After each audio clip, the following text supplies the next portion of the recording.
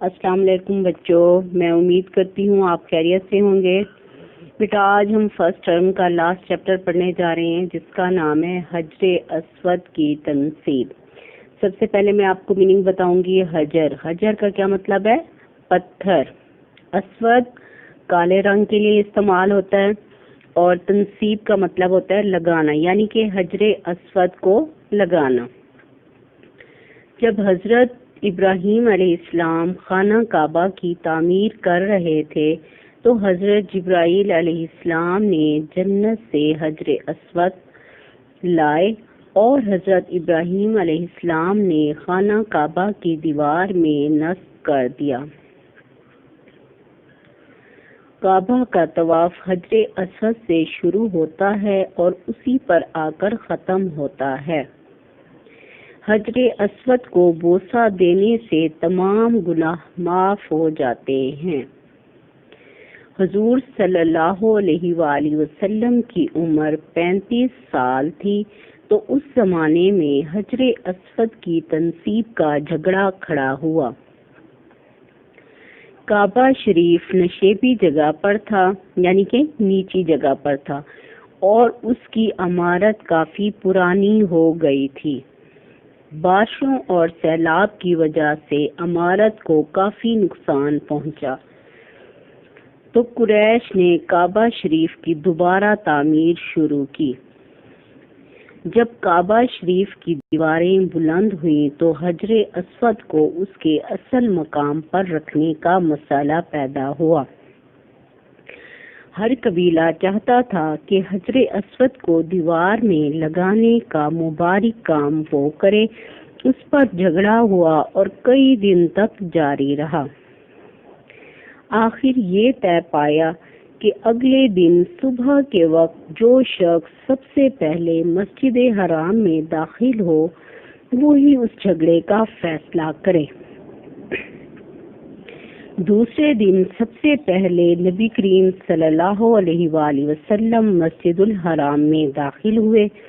आप सल्लल्लाहु अलैहि वसल्लम को देखकर कुरैश खुश हो गए और पुकार उठे, सादिक और अमीन आ गई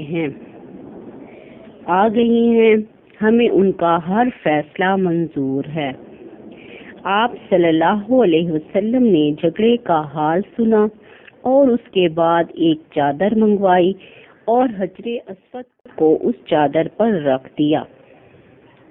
हर कबीला के सरदार को चादर के कोने पकड़ने को कहा।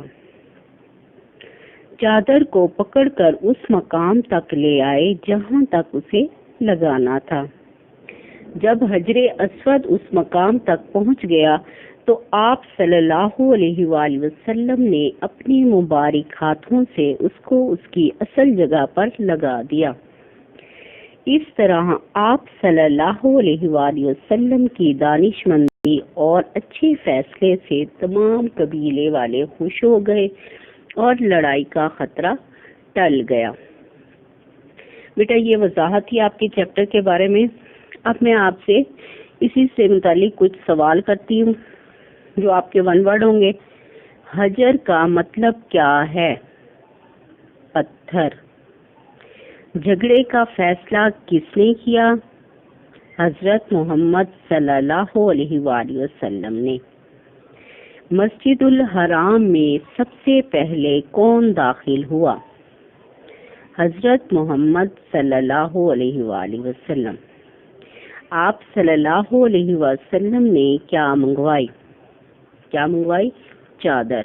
बेटा ये अब आपके वन वर्ड हैं। अब आपने इसको अच्छे तरीके से याद कर लेना है ताकि आपको ये चैप्टर अच्छे से समझ आ जाए। बेटा अब हम हजरे अस्वद की तनसीब की रीडिंग करेंगे। हजरे अस्वद स्याह रंग का एक मुकद्दस पत्थर है, मुकद्दस पाक पत्थर है जो काबा शरीफ की दीवार में नस्ब है। नस्ब का क्या मतलब है? लगाना। हजर का मतलब पत्थर और अस्वद काले को कहते हैं। हुजूर अकरम सल्लल्लाहु अलैहि वसल्लम की उम्र मुबारक 35 साल थी तो उस जमाने में हजरे अस्वद की तनसीब का झगड़ा खड़ा हुआ। यहाँ तनसीब का भी मतलब लगाना है। काबा शरीफ नशेबी जगह पर था, नशेबी यानी कि नीची जगह पर था, और उसकी इमारत काफी पुरानी हो गई थी। बारिशों और सैलाब की वजह से इमारत को नुकसान पहुंचा तो कुरैश ने काबा शरीफ की दोबारा तामीर शुरू की। जब काबा शरीफ की दीवारें बुलंद हुई तो हजरे अस्वद को उसके असल मकाम पर रखने का मसला पैदा हुआ। हर कबीला चाहता था कि हजरे अस्वद को दीवार में रखने का मुबारक काम वो करे। इस पर झगड़ा हुआ और कई दिन तक जारी रहा। आखिर ये तय पाया कि अगले दिन सुबह के वक्त जो शख्स सबसे पहले मस्जिद हराम में दाखिल हो वही इस झगड़े का फैसला करे। दूसरे दिन सबसे पहले नबी करीम सल्लल्लाहु अलैहि वसल्लम मस्जिद हराम में दाखिल हुए। आप सल्लल्लाहु अलैहि वसल्लम को देखते ही सब पुकार उठे, सादिक और अमीन आ गए, हमें उनका हर फैसला मंजूर है। आप सल्लल्लाहु अलैहि वसल्लम ने इस झगड़े का हाल सुनने के बाद एक चादर मंगवाई और हजरे अस्वद को उठाकर उस चादर पर रख दिया और हर कबीला के सरदार को कहा कि चादर के कोने पकड़कर हजरे अस्वद को उस मकाम तक ले आएं जहां उसे लगाना था। जब हजरे अस्वद उस मकाम तक आ गया तो आप सल्लल्लाहु अलैहि वसल्लम ने अपने मुबारक हाथों से उसे उसकी असल जगह पर लगा दिया। आप सल्लल्लाहु अलैहि वसल्लम की दानिशमंदी और अच्छे फैसले से तमाम कबीले खुश हो गए और लड़ाई का खतरा टल गया। बेटा अब आपने इस सबक की 5 मरतबा रीडिंग करनी है। जब रीडिंग अच्छे तरीके से आ जाएगी तो बेटा आपका बुक वर्क भी इजीली हो जाएगा। तो बेटा अच्छे 5 टाइम्स आपने इस सबक को रीड करना है। अल्लाह हाफिज़।